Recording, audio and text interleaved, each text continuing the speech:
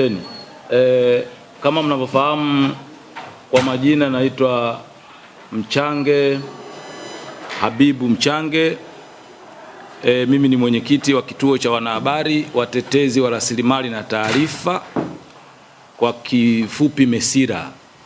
Sisi kama kituo huru cha wachambuzi wa masuala ya jamii tumeona ni vyema tukazungumza na Watanzania kupitia ninyi wanahabari wenzetu, ili tuweke sawa baadhi ya vitu ambavyo ama kwa bahati mbaya au kwa makusudi vimekuwa vikipotoshwa na Watanzania wenzetu, ama wanaoitakia heri mema au wasioitakia heri mema.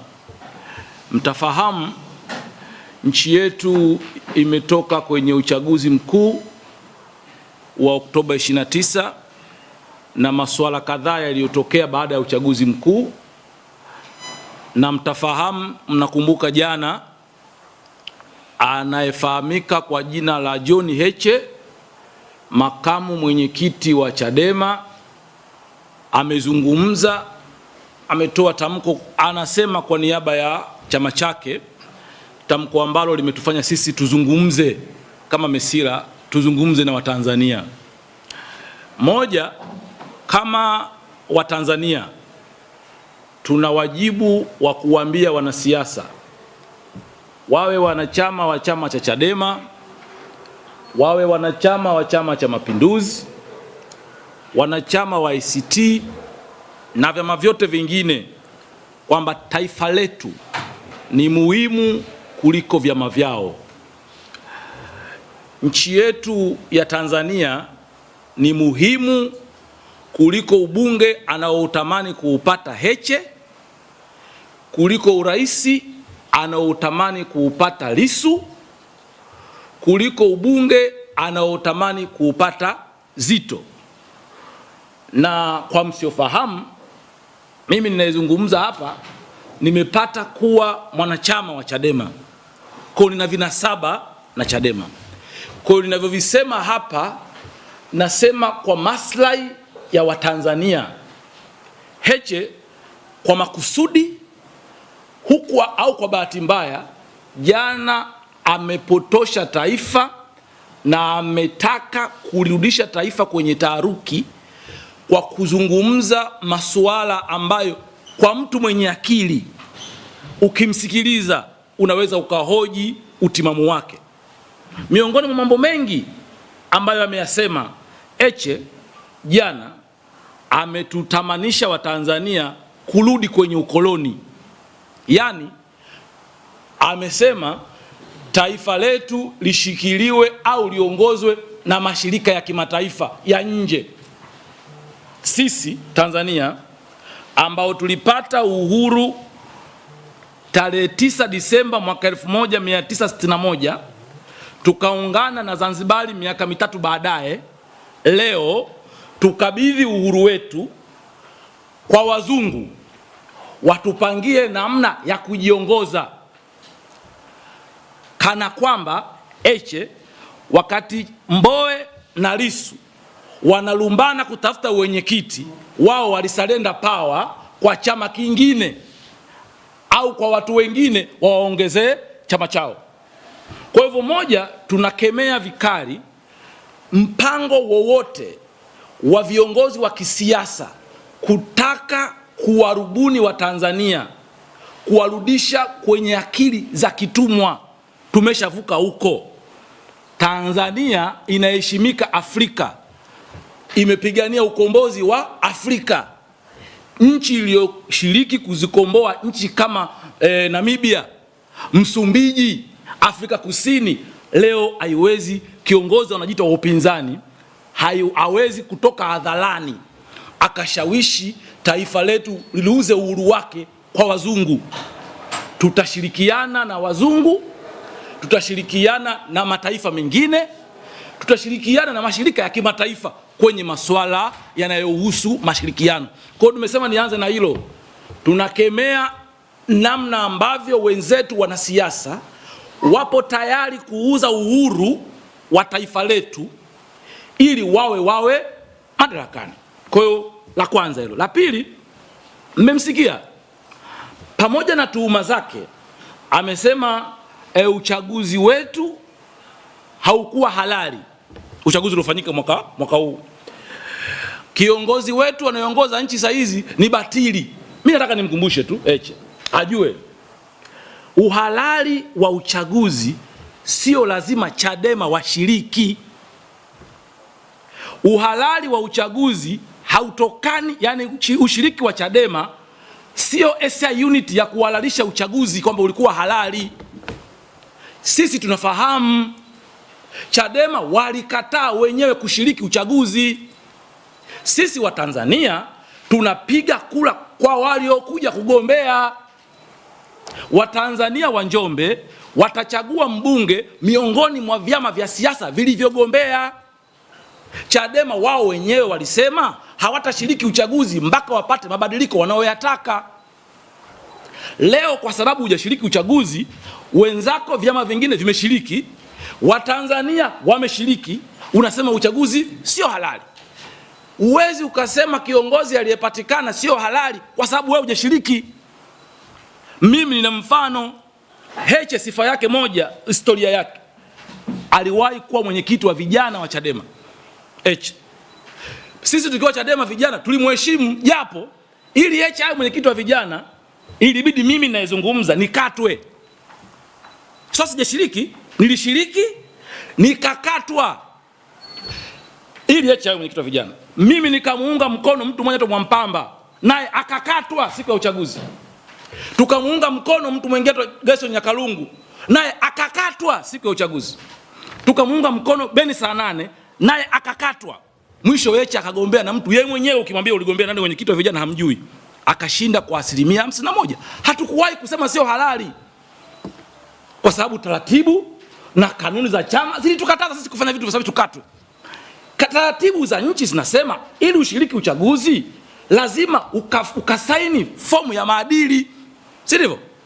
Wewe umesema utaki uchaguzi wala fomu usajili, alafu unakuja baadaye unasema uchaguzi sio huru, si uchaguzi haukuwa haki, uchaguzi umeingiliwa. Tunamshauri Chadema, zipo kazi nyingi za kufanya, sio lazima tuilazimishe, tuishawishi jamii iingie kwenye machafuko. Na kwenye hili tutaviomba vyombo vya ulinzi na usalama wafanye uchunguzi kwa makini, waangalie namna ambavyo Chadema inaweza ikawa inahusika kufanikisha machafuko ya Oktoba 29. Narudia, vyombo vya ulinzi na usalama vimewachekea sana Chadema. Wafanye uchunguzi, wakaangalie kwa namna gani Chadema wanahusika moja kwa moja kwa vurugu za tarehe 29 Oktoba, kwa sababu mahusiano yao na baadhi ya taasisi za ndani na nje zinafanana kwenye lugha. Kwa mfano, wanasema wananchi wapeni watu wazike miili yao. Wapeni watu wazike miili yao. Ni nani ameomba mwili wake akanyimwa? Yani Heche anapata wapi kusema wapewe watu wakazika wapendwa wao? Ni mpendwa nani? Ni mtu gani hapa Tanzania? Sisi wanahabari. Amekuja kwenye newsroom anasema ndugu yake amekufa kwenye Oktoba 29, wameomba mwili wa kwenda kuzika wamenyimwa. Yupo? Sasa unapata wapi habari ya kusema watu wakazike? Unasema kuna kaburi la pamoja. Mimi nimeenda hapo kwa Kondo, sijaliona. Lakini sasa taarifa hiyo wanasema Heche, taarifa hiyo wanasema mwandishi mmoja wa nje, taarifa hiyo wanasema mwanaharakati anayecontrol Chadema kutokea Nairobi, taarifa hiyo vinasema vikundi vyao. Halafu na sisi huku tunawaamini. Mimi na mchallenge Heche na nawachallenge watu wengine, ni nani ambaye ameomba mwili, au ni nani ametoka hadharani akasema ndugu yake hajamzika? Sasa wanazitoa wapi? Kwa sisi Mesila tunasema kwanza, hatupo tayari kuruhusu uhuru wa taifa letu, amani ya taifa letu iliyojengwa kwa zaidi ya miaka 60 ichezewe tena kama ilivyotaka kuchezewa tarehe 29 mwezi wa 10. Lakini tunawa challenge viongozi wa upinzani hasa Chadema wakaangalie, wajiangalie kama wanavyofikiri sawa sawa. Inawezaje kuwa sawa wewe utamani taifa lako liendeshwe na watu wa nje? Lingine la muhimu watu kujua, Chadema hawajaanza leo kuto kushiriki uchaguzi. Mwaka 95 hawakushiriki uchaguzi. Alikuwa mgombea Mlema na wengine, uchaguzi ulikuwa huru, ulikuwa huru, lakini wao hawakushiriki. Mwaka 2000 Chadema hawakushiriki uchaguzi mkuu. Waligombea CUF, NCCR na wengine, uchaguzi ulikuwa huru. Kwa uchaguzi kuwa halali, swala la uchaguzi kuwa halali haliwezi kuhalalishwa na ushiriki wa Chadema, au uchaguzi kuwa haramu hauwezi kuhalalishwa na kuto kushiriki kwa chama kimoja. Nyinyi mmeamua hamshiriki, pisheni. Sasa wewe unasema mimi sishiriki uchaguzi, alafu unasema uchaguzi huu serikali siitambui. Walioshiriki sio wanaitambua. Kuna vimeshiriki vyama zaidi ya 15, kwa sababu mbele ya sheria vyama vyote vina haki na hadhi sawa. Na kwa nchi yetu swala la uchaguzi ni hiari. Vyama vya siasa Tanzania havilazimishi kushiriki uchaguzi. Unaamua mwenyewe ushiriki au usishiriki. Unasema hakuna usawa hapakuwa na majukwaa sawa ya kisiasa. Ni kweli? Unaweza kusema kuna kipindi Chadema wamefanya mikutano kuliko kipindi hiki? Wamekwenda kila sehemu wakati wana promote agenda yao ya no reform election. Wamekwenda kwenye vyombo vya habari, hamjawapa platform. So wamekwenda kwenye taasisi zetu za vyombo vya habari. Wamekwenda East Africa, wamekwenda Azam, kote. Wamekwenda wamefanya mikutano ya hadhara, lakini bado wanatutukana wanahabari kwamba vyombo vya habari vimekandamizwa. Uchaguzi, yani siasa haikuwa sawa. Kama uliweza kwenda East Africa Heche, ukasema nchi hii haitatawalika kama hapata kuwa na reforms, ulituma trend kupitia vyombo vya habari. Na akisema hakukuwa na mazingira sawa, vyama vya upinzani vimekandamizwa, mimi ni shahidi. Tumemuona kiongozi wa upinzani wa chama hiki akizunguka nchi nzima. Alafu lazima tujue, tukumbushane hata sisi wanahabari, kuwa kiongozi wa asasi, mimi ni kiongozi wa NGO ya Mesira, kuwa kiongozi wa Chadema, kuwa kiongozi wa CCM hakukuondoi kwenye jinai. Yaani wewe uweze kusema kwa sababu wewe upo kiongozi wa upinzani alafu unakwenda kutukana na mtu. Uweze kujiita wewe kwa sababu ni mkuu wa asasi ya kiraia unakwenda kumpiga mtu makofi. Haiwezekani. Nchi yetu inaongozwa kwa misingi ya kisheria. Tumejiwekea sheria ili tuheshimiane. Ndio maana mimi na ubonge wangu huu naweza nikafika barabarani hapo trafiki mwembamba akanisimamisha. Nasimama, namsikiliza kwa sababu ya utaratibu, utawala wa kisheria. Sasa wewe mwenyekiti wako anaongea vitu vya kuvunja amani, anakamatwa, anapelekwa kushtakiwa, anashtakiwa wazi, kila mtu anaona. Alafu wewe leo unatoka unasema aachiwe huru. Yule kule Karatu kule mama mtoto wake kakamatwa kwa makosa na anashtakiwa, hana uwezo wa kupiga kelele, ataachiwa kwa njia gani?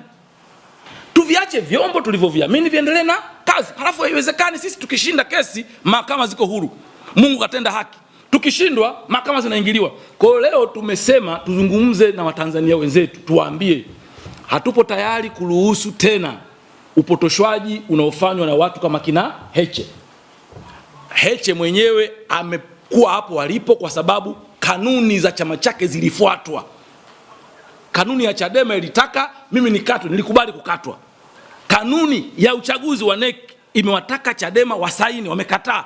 Wamesema washiriki. Halafu ngoma usioicheza usiingilie. Chadema wamesema hawataki kuhusu nini? Uchaguzi. Leo wangetokea watu walioshiriki uchaguzi, chama kilichoshiriki uchaguzi kinazungumzia manunguniko, tunaona sawa. Kwa hivyo tumesema tushirikiane na nyinyi, tuwaambie hadithi za kutuambia sisi tutawaliwe na wazungu kwa njia yoyote ile, hatupo tayari. Hadithi za kudanganya watu, kuchochea watu kwamba kuna miili ya watu haizikwi, atuambie mtu mmoja aliyemfuata akasema ndugu yake hajazikwa. Na kwa taarifa yenu, kutoka Oktoba 29 mpaka leo unaweza kukuta watu waliofariki kwa maradhi mbalimbali ni wengi kuliko wanaohisiwa wamefariki kwenye Oktoba 29. Lakini watu wamezika, tunaendelea kuzika watu wetu kila siku. Ukafiwa, Hapajawahi kuwa na matangazo ya Omari Juma leo anaenda kuzika ndugu zake. Baada ya kusema hayo, ndugu zangu, niweke koma hapo, niwakaribishe mwenye maswali, maoni au ushauri. Sisi wanahabari tuna wajibu wa kupaza sauti na kukemea kila aina ya hatari inayotaka kuletwa katika taifa letu. Mwisho kabisa, na si serikali wawashughulikie hawa watu. Hawa watu wanataka kutuharibia amani na kwa namna moja au nyingine wanahusika na vurugu za Oktoba 29. Karibuni sana. Chadema kuto kutambua serikali, yani uitambui, Chadema nasema itambui serikali, alafu ikifika Mwenge kuta taa nyekundu zimewaka anasimamisha gari, maana yake automatic anatambua serikali. Vinginevyo kuto kutambua serikali, akiumwa asiende kutibiwa na hospitali zinazogharamiwa na serikali, wasifanye chochote kinachohusishwa na serikali. Kwa hiyo ni masuala ya kuigiza tu. Hawatambui serikali, wanatambua serikali. Serikali yoyote duniani lazima iwe na mamlaka. Alafu wao hawana uamuzi wa jumla kuhusiana na uhalali wa serikali. Wenye kuamua kuhusu uhalali wa serikali ni waliopigia kura. Pia hawatakuwa wa kwanza kusema watambui serikali huku wakinufaika na serikali. Nakumbuka baada ya uchaguzi wa 2020 walisema mambo kama hayo. Kwa mimi sihangaiki nao kwa kutambua kwao au kutambua kwao. Ninachosema ni kwamba vyama vyote vya upinzani Tanzania, vya upinzani viliofika level ya Chadema vilikuwa vinakwenda kufa. Ili kutengeneza uhalali wa tutakufaje, walitengeneza misemo kama ambavyo Heche na wenzake watengeneza misemo. Sisi tunaamini serikali ipo, ndio maana anataka watu wafidiwe. Unaomba serikali uitambue, alafu unawaambia serikali ifidie. Serikali uitambue, alafu unasema serikali inakandamiza. Kwa hivyo mimi na mtebo Heche na wanachadema wenzake kama watu ambao wamekwama, wanatapatapa, ila nawakumbusha shughuli zipo nyingi za kufanya, sio lazima tupotoshe na tuchafue nchi yetu. Kuhusu wakuu wa vyombo vya dola, mimi nafikiri tuishukuru serikali, wamefanya ungwana. Matamko kadhaa yamesema kilichotokea siku zile ilikuwa ni mapinduzi au majaribio ya kimapinduzi. Kama serikali imeamua sio tu kuchukua hatua kuwasamehe wale vijana walioshiriki, mimi nafikiri vyombo vya dola vimefanya kazi yao proper kabisa, kwa sababu kazi namba moja ya dola ni kulinda uhuru na usalama wa taifa letu. Malwa, wakati wale wanafanya vurugu, polisi walikuwa na wajibu wa kuzuia wanaofanya vurugu, ili mimi na wewe ambao tufanye vurugu tuendelee kuishi. Kwa hiyo wakati wengine wanafanya shughuli zao, ama ni vurugu ama ni starehe, na kuna wengine wanafanya shughuli zao na wanatakiwa waheshimiwe na walindwe. Nakushukuru Bwana Malwa. Ni kuuza silaha, sio kazi ya Umoja wa Mataifa kuuza silaha. Kwa kama alisema hivyo, na kushauri naendelea kujenga hoja, hawa viongozi wetu wa upinzani muda mwingine wakikaa kimya kulingana ukubwa wa vyama vyao wanaheshimika. Wanapoongea tunaanza kuona ubongo wao ulivyo na makamasi mengi.